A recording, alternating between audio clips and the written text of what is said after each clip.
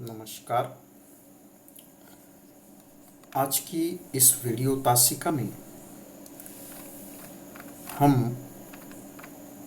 BA तृतीय वर्ष के अंतर्गत डीएससी 3 ये जो पेपर हैं अर्थात हिंदी साहित्य का इतिहास, इसमें आदिकाल के प्रसिद्ध कवि विद्यापति के साहित्य का परिचय प्राप्त करेंगे। विद्यापति आदिकाल के अत्यंत चर्चित कवि रहे हैं। पंडित के रूप में वह ख्याति प्राप्त हैं। उन्होंने संस्कृत, अवहट्ट और मैथिली भाषा में रचनाएं लिखी हैं। श्री कृष्ण और राधा के प्रेम प्रसंगों का वर्णन, अपने आश्रयदाताओं का गुणगान, यह विद्यापति के साहित्य की विशेषताएं कही जा सकती हैं। विद्यापति के जीवन के संदर्भ में हम जानकारी प्राप्त करेंगे। साथ ही साथ उन्होंने जो ग्रंथ लिखे हैं उनकी जानकारी लेंगे और उनके जो प्रमुख ग्रंथ हैं उसकी विशेषताओं पर इस वीडियो तासिका के जरिए प्रकाश डालेंगे। विद्यापति का जन्म संवत 1425 में बिहार के एक दरभंगा जिले में विस्पी नामक गांव में हुआ। विद्यापति विद्वान वंश से संबंधित थे। इनके पिता संस्कृत के अच्छे विद्वान थे, पंडित थे। विद्वान और पंडित की ये जो परंपरा उनके परिवार में काफ़ी पुरानी रही है। इनके पिता का नाम गणपति ठाकुर था और इन्होंने एक ग्रंथ लिखा था, गंगा भक्ति तरंगिनी। स्वयं विद्यापति जो थे वह तिरहुत के एक महाराजा थे। तिरहुत एक प्रदेश का नाम है। तिरहुत के महाराजा शिव सिंह के दरबार में वह आश्रित थे। दरबारी कवि के रूप में वह ख्याति प्राप्त कर चुके थे। स्वयं शिव सिंह और उनकी जो पत्नी थी रानी लखिमा देवी, ये दोनों भी विद्यापति की विद्वत्ता और पांडित्य से काफ़ी प्रभावित थे। उनके बड़े भक्त थे। विद्यापति ने अपनी दोनों जो रचनाएं हैं, एक है कीर्तिलता और दूसरी है कीर्ति पताका, इन दोनों रचनाओं में उनके जो आश्रयदाता थे जिनके नाम थे शिव सिंह और कीर्ति सिंह, इन दोनों की वीर गाथा या वीरता का वर्णन इन दोनों रचनाओं में किया है। आज से लगभग 40-50 वर्ष पहले तक बंगाली लोग जो थे इन्हें बंगाली भाषा का कवि मानते थे।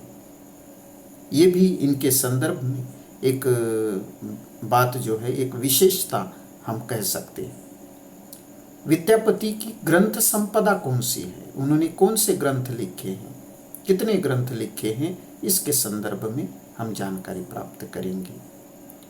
विद्यापति, जैसा कि मैंने कहा, कि एक महान पंडित थे और उन्होंने संस्कृत भाषा में, अवहट्ट भाषा में और मैथिली भाषा में अपनी रचनाएं लिखी। संस्कृत भाषा पर इनका असामान्य अधिकार था। संस्कृत के प्रकांड पंडित के रूप में ये ख्याति प्राप्त कर चुके थे और इन्होंने अपनी अधिकतर रचनाएं जो लिखी हैं वह संस्कृत भाषा में ही लिखी है। विद्यापति को संक्रमणकालीन कवि कहा जाता है। संक्रमण काल के कवि के रूप में इनका परिचय है। ये ऐसा क्यों? इसका कारण यह है कि एक ओर वे वीर गाथा काल का प्रतिनिधित्व करते थे और दूसरी तरफ जो है हिंदी में वे भक्ति और श्रृंगार की परंपरा की कविता भी जो है लिख रहे थे। भक्ति और श्रृंगार की जो काव्य परंपरा शुरू हुई, उस काव्य परंपरा के वह प्रवर्तक भी माने जाते थे। भाषा के आधार पर अगर विद्यापति की रचनाओं को हम देखें तो संस्कृत में उनकी जो रचनाएं हैं, उन संस्कृत की रचनाओं को हम यहाँ देखेंगे। लगभग 10 रचनाएं लिखी हैं, 8 से 10 रचनाएं इन्होंने लिखी हैं, जिसमें सबसे प्रमुख रचना जिसमें उन्होंने अपनी भक्ति भावना को प्रस्तुत किया है वह है शैव सर्वस्व सार। यह उनकी जो शैव भक्ति है, स्वयं विद्यापति जो है शैव भक्त थे और उन्होंने शैव सर्वस्व सार में अपनी भक्ति भावना को प्रस्तुत किया है। उनकी अन्य रचनाएं हैं भू परिक्रमा, पुरुष परीक्षा, लिखनावली, गंगा वाक्यावली, दान वाक्यावली, वर्णकृत्य, दुर्गा भक्ति तरंगिनी। इसके अलावा उनकी और 2 रचनाएं मानी जाती है। एक है विभाग सार नाम की रचना और दूसरी है गंगा पत्रलक नाम की रचना, गया पत्रलक नाम की रचना। अवहट्ट भाषा में इन्होंने 2 मुख्य रचनाएं लिखी हैं। एक है कीर्तिलता और दूसरी है कीर्ति पताका। जैसा कि हमने पहले देखा कि इन दोनों रचनाओं में उन्होंने राजा शिव सिंह और राजा कीर्ति सिंह इन दोनों की वीरता का, वीर गाथा का वर्णन किया है। इसलिए इस ग्रंथों के माध्यम से उनका वीर कवि का रूप हमारे सामने आता है। तीसरी जो भाषा है वह मैथिली भाषा है और मैथिली भाषा में विद्यापति ने पदावली लिखी है। विद्यापति ने अपनी इस पदावली में राधा और कृष्ण की प्रेम लीलाओं का वर्णन किया हुआ हमें दिखाई देता है। उनके प्रणय प्रसंगों का वर्णन इस ग्रंथ में किया है। इस ग्रंथ को लिखते समय उनके जो आदर्श रहे हैं वह आदर्श संस्कृत के बड़े गीतकार जिनका नाम जयदेव था, इनसे उन्होंने जो है आदर्श लिया और उन्होंने विद्यापति पदावली की रचना की है। पदावली में विद्यापति का श्रृंगारिक जो रूप है, श्रृंगारी रूप, वह पूर्णतः उभर कर हमारे सामने आया है। श्रृंगार के 2 पक्ष होते हैं, एक होता है संयोग पक्ष और दूसरा होता है वियोग पक्ष। जब नायक और नायिका मिलते हैं तब हम कहते हैं कि ये संयोग पक्ष है, और जब नायक और नायिका बिछड़ते हैं तब वियोग पक्ष कहलाता है। तो श्रृंगार के इन दोनों पक्षों का वर्णन विद्यापति की पदावली में हमें देखने के लिए मिलता है। लेकिन विद्यापति को वियोग श्रृंगार की अपेक्षा संयोग श्रृंगार का चित्रण करने में काफ़ी सफलता या ज़्यादा सफलता हासिल हुई है। इन्होंने नायक कृष्ण और नायिका राधा का अत्यंत मनोहारी, अत्यंत मन को मोह लेने वाला चित्रण इस ग्रंथ में किया है। उनके इस वर्णन में कहीं पर भी राधा और कृष्ण हमारे सामने ईश्वर के रूप में नहीं आते हैं। उनके ईश्वर होने की बात कहीं पर भी विद्यापति जी ने नहीं की है, बल्कि ये दोनों भी एक मनुष्य के रूप में, नायक और नायिका के रूप में हमारे सामने आते हैं। स्वयं श्री कृष्ण जो है एक अत्यंत नवयुवक और चंचल नायक है, तो नायिका राधा जो है वह यौवन और सौंदर्य की मूर्ति है। डॉक्टर राम कुमार वर्मा जी विद्यापति पदावली के संदर्भ में लिखते हैं। हिंदी के ये बड़े आलोचक रहे हैं, अच्छे समीक्षक रहे हैं, और उन्होंने इस ग्रंथ विद्यापति पदावली की प्रशंसा करते हुए लिखा है कि विद्यापति का संसार ही दूसरा है, वहाँ सदैव कोकिलाएं कुंजन करती हैं, फूल खिला करते हैं पर उसमें कांटे नहीं होते। राधा रात भर जागा करती है, उसके नेत्रों में ही रात समा जाती है।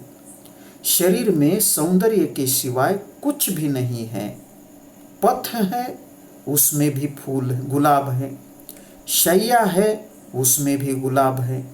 शरीर है, उसमें भी गुलाब है। सारा संसार ही गुलाबमय है। उनके संसार में फूल फूलते हैं, कांटों का अस्तित्व नहीं है। तो ये राम कुमार वर्मा जी ने विद्यापति पदावली में जो भरसक श्रृंगारिकता है, अत्यंत श्रृंगारिकता का जो वर्णन है उसके आधार पर विद्यापति पदावली की प्रशंसा की है कि सब कुछ यहाँ गुलाबमय है, मतलब श्रृंगारिक है। राधा और कृष्ण इन दोनों के प्रेम लीलाओं का वर्णन इस विद्यापति पदावली में हमें देखने के लिए मिलता है। विद्यापति ने अपनी इस पदावली में राधा और कृष्ण के जो प्रेम की तन्मयता है उसका भी अत्यंत सुंदर वर्णन किया है। राधा के मुख से बार बार राधा राधा शब्द निकलता है और कृष्ण के मुख से कृष्ण कृष्ण की रट जो है लग रही है। राधा के हृदय में कृष्ण इस रूप से बस चुके हैं कि वह कृष्णमय हो चुकी है और इसी कारण वह राधा राधा पुकार रही है। तो दूसरी ओर कृष्ण का हृदय इतना राधामय हो चुका है कि उससे कृष्ण की निरंतर धुन लग रही है। तो इस तरह से जो है राधा का कृष्णमय होना और कृष्ण का राधामय होना, ये दोनों बातें राधा और कृष्ण के प्रेम की तन्मयता को दर्शाती है। विद्यापति जो है भक्त कवि कम और श्रृंगार कवि अधिक लगने लगते हैं। विद्वानों ने जो है राधा और कृष्ण के प्रेम लीलाओं को देखकर इन्हें भक्त कवि कहा है, परंतु विद्यापति स्वयं शैव भक्त थे, तो वो कृष्ण की मतलब विष्णु के अवतार की पूजा क्यों करेंगे, इसलिए कुछ विद्वानों ने इन्हें श्रृंगारी कवि माना है। और सच तो यह है कि राधा और कृष्ण के संदर्भ में उन्होंने जो पदों की रचना की है वह श्रृंगार काव्य को दृष्टि में रख कर की है, इसलिए वह श्रृंगार कवि है, भक्त कवि नहीं है। विद्यापति की पदावली में हमें भाषा का माधुर्य भी देखने के लिए मिलता है और भावों का माधुर्य भी देखने के लिए मिलता है। इन दोनों बातों का, इन दोनों रूपों का अत्यंत अद्भुत और सुंदर समन्वय विद्यापति की पदावली में हमें देखने के लिए मिलता है। कुल मिलाकर अगर कहें तो विद्यापति की पदावली में राधा और कृष्ण के श्रृंगार का, राधा और कृष्ण के प्रेम का, उनकी प्रेम लीलाओं का अत्यंत सुंदर वर्णन किया है। इस ग्रंथ के कारण विद्यापति का जो श्रृंगारी रूप है वह श्रृंगारी रूप हमारे सामने स्पष्ट हो जाता है। उन्होंने, विद्यापति जी ने अवहट्ट भाषा में 2 रचनाएं लिखी हैं, एक है कीर्तिलता और दूसरी है कीर्ति पताका। सबसे पहले हम कीर्तिलता इस ग्रंथ के संदर्भ में जानकारी प्राप्त करेंगे। ये ग्रंथ उनके जो आश्रयदाता थे, विद्यापति के जो आश्रयदाता थे, जिनका नाम कीर्ति सिंह था, कीर्ति सिंह की वीरता का वर्णन इस ग्रंथ में किया है। यह एक ऐतिहासिक काव्य है। ऐतिहासिक मतलब इतिहास की घटनाओं को आधार बनाकर लिखा हुआ यह काव्य है। कवि ने कीर्तिलता इस ग्रंथ में अपने समसामयिक राजा का गुणगान बड़ी अलंकृत भाषा में किया है। उस समय की जो राजा थे उनके, कीर्ति सिंह, उनकी प्रशंसा जो है इस ग्रंथ में की हुई हमें दिखाई देती है। लेकिन फिर भी ऐतिहासिक तथ्य जो है और घटनाओं पर कहीं भी बाधा नहीं पहुंची है। कीर्तिलता में ने उस समय का पूर्ण प्रतिबिंब हमें दिखाई देता है। कीर्तिलता इस ग्रंथ में उस समय की सामाजिक, राजनीतिक, आर्थिक और सांस्कृतिक परिस्थितियों का सुंदर प्रतिबिंब इस ग्रंथ में मौजूद है। विद्यापति ने इस ग्रंथ में हिंदू और मुसलमान का सजीव चित्रण और पक्षपात विरहित चित्रण इस ग्रंथ में किया है। इससे कीर्तिलता ग्रंथ का जो साहित्यिक सौंदर्य है वह और अधिक बढ़ा है, उसमें और अधिक वृद्धि हुई है। भाषा की दृष्टि से अगर हम देखें तो भाषा की दृष्टि से भी यह ग्रंथ अत्यंत महत्वपूर्ण माना जा सकता है। कीर्तिलता जो है वह परिनिष्ठित साहित्यिक अपभ्रंश भाषा से कुछ आगे बढ़ी हुई जो भाषा है, जिसे अवहट्ट भाषा कहा जाता है, उस अवहट्ट भाषा में लिखी हुई यह रचना है। ये केवल अवहट्ट भाषा इसमें मौजूद नहीं है, तो मैथिली भाषा और अवहट्ट भाषा, इन दोनों का सुंदर मिश्रण इस ग्रंथ में हमें देखने के लिए मिलता है। कीर्तिलता में बीच बीच में विद्यापति जी ने गद्य का भी प्रयोग किया है। गद्य का प्रयोग करते समय उन्होंने तत्सम शब्दों का प्रयोग अधिक मात्रा में किया है, तत्सम शब्दों का व्यवहार अधिक किया है। तो ये विद्यापति जी का कीर्तिलता ग्रंथ है। उनकी दूसरी अवहट्ट भाषा में लिखी हुई जो रचना है वह कीर्ति पताका है। कीर्ति पताका भी उनके दूसरे जो आश्रयदाता थे शिव सिंह, उन शिव सिंह की प्रशंसा में लिखा गया यह ग्रंथ है। उनके कीर्तिलता और कीर्ति पताका, इन दोनों ग्रंथों को देखकर आदिकालीन वीर गाथाओं का स्मरण होता है। इस ग्रंथ में जो रानी लखिमा देवी है उसका भी सुंदर वर्णन हमें देखने के लिए मिलता है। कीर्तिलता की भांति या कीर्तिलता की तरह विद्यापति का कीर्ति पताका ग्रंथ भी उतना ही महत्वपूर्ण माना जा सकता है। संक्षेप में अगर हम कहें तो विद्यापति बहुमुखी प्रतिभा के धनी थे। उनमें बहुमुखी प्रतिभा का उनका व्यक्तित्व था। उनके व्यक्तित्व में पांडित्य, कला, रसिकता, इसका अद्भुत समन्वय, अद्भुत सामंजस्य हमें देखने के लिए मिलता है। संक्रांतिकालीन कवि होने के कारण उनके साहित्य में उनके पूर्व के साहित्य की और उनके बाद के साहित्य की प्रवृत्तियां अत्यंत सहज रूप में हमें देखने के लिए मिलती है। उनका संपूर्ण साहित्य श्रृंगारिकता, भक्ति, नीति और वीर गाथात्मक साहित्य है।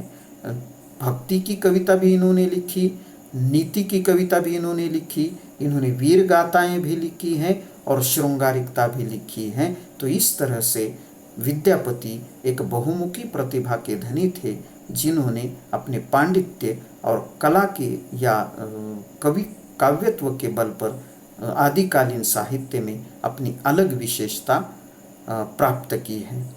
आज के वीडियो में बस इतना ही। हम नए वीडियो के साथ फिर से मिलेंगे। धन्यवाद।